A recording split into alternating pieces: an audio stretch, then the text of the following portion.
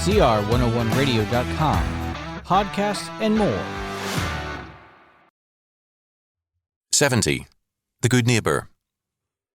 A conscientious young man working for a printer noticed that some copy brought in for printing contained an error.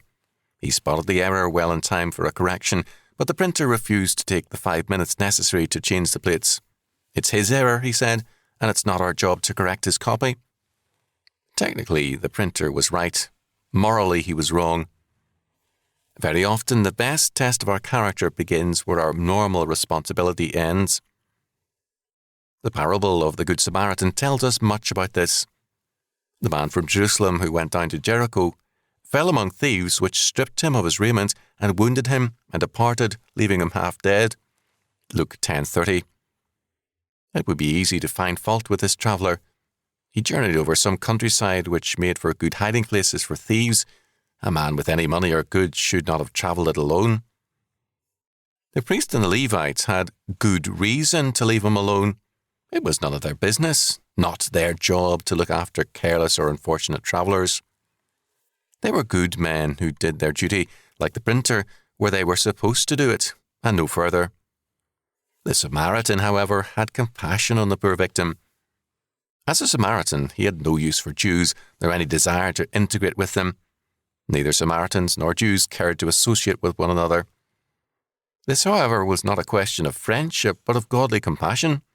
He at once took care of the man, giving him first aid, and then took him to the inn and paid for his care until the victim recovered.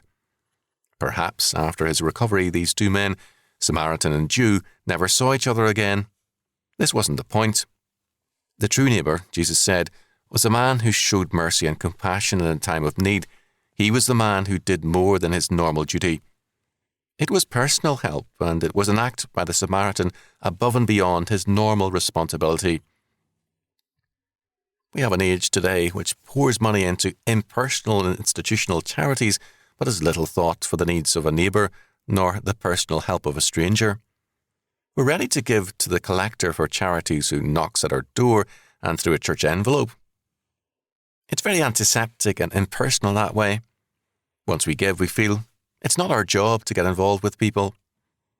Neighbours, relatives, and fellow Christians can go through one grief and distress after another, but, like the printer, the priest, and the Levite, we're good Pharisees.